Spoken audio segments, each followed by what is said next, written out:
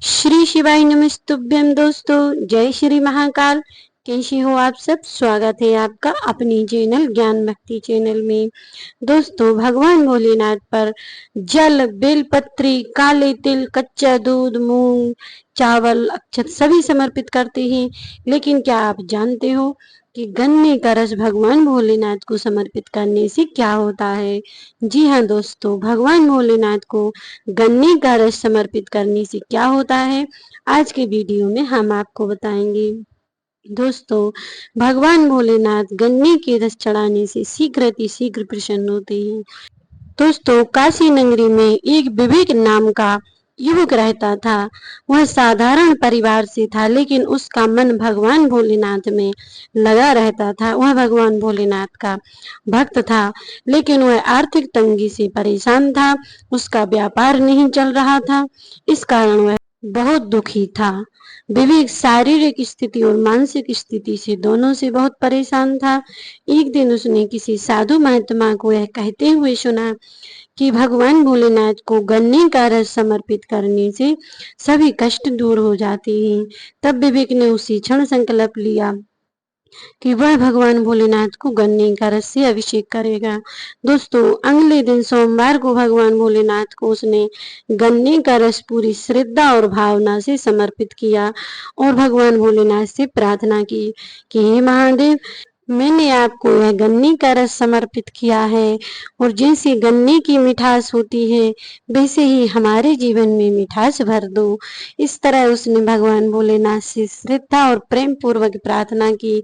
तब उसी रात भगवान भोलेनाथ ने उसे सपने में दर्शन दिए और करुणामयी दृष्टि से कहा कि हे वत्स, तुमने जो गन्ने का रस हमें समर्पित किया है वह सिर्फ गन्ने का रस नहीं, तुम्हारी विनम्रता और शुद्ध हृदय का प्रतीक है।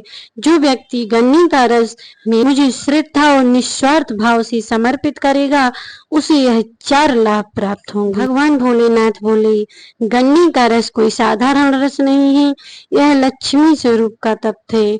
जो व्यक्ति गन्ने का रस समर्पित भगवान भोलेनाथ को करता है उसे की मानसिक स्थिति और पारिवारिक स्थिति में दोनों में सुधार होता है।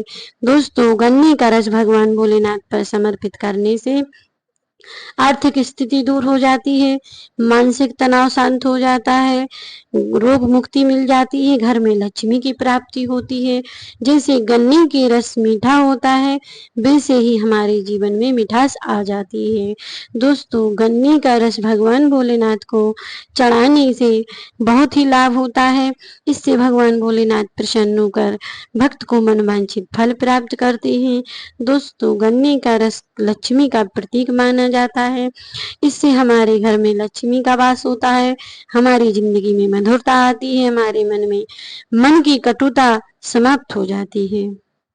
दोस्तों गन्ने का रस भगवान भोलेनाथ को आप सोमवार के दिन समर्पित कर सकते हैं, एकादशी के दिन समर्पित कर सकते हैं, वैशाख के महीने में किसी भी दिन आप भगवान भोलेनाथ को गन्ने के रस से अभिषेक कर सकते हैं। दोस्तों कल मोहिनी एकादशी है, आप मोहिनी एकादशी पर भी भगवान भोलेनाथ को गन्ने का रस समर्पित कर सकते हैं। दोस्तों मोहिनी एकादशी का हमारे हिंदू पुराणों में विशेष महत्व है और यदि आप मोहिनी एकादशी के दिन न कर सकें तो पूर्णिमा के दिन, सोमवार के दिन इसका अभिषेक अवश्य करें, क्योंकि पूर्णिमा का भी बहुत ही महत्वपूर्ण हमारे हिंदू पुराणों में है। पूर्णिमा का दिन विशेष रूप से भगवान भोलेनाथ को समर्पित है। भगवान भोलेनाथ को पूर्णिमा के दिन, वैशाख माह की पूर्णिमा के दिन आप कोई भी वस्तु समर्पित करते हैं तो उसे हम पूरे माह का फल प्राप्त कर सकते हैं। दोस्तों जो वैशाख माह में हम किसी भी वस्तु भगवान के ऊपर समर्पित नहीं कर पाए वह हम पूर्णिमा के दिन समर्पित करके पूरे महीने का लाभ प्राप्त कर सकते हैं। दोस्तों यदि आप वैशाख स्नान नहीं कर पाए तब भी पूर्णिमा के दिन स्नान करने से भी हमें वैशाख माह का फल प्राप्त कर सकते हैं। दोस्तों वैशाख महीने में शक्तियों के दान का भी महत्व है। यदि आप वैशाख महीने में ना कर पाए हो तो वैशाख की पूर्णिमा पूर्णिमा के दिन यह दान अवश्य करना चाहिए। दोस्तों, गन्ने के रस भगवान भोलेनाथ पर समर्पित करने से घर की गरीबी दूर हो जाती है, आर्थिक तंगी में सुधार होता है, शारीरिक तथा मानसिक रूप से शांति मिलती है। भगवान भोलेनाथ ने यह आशीर्वाद दिया था।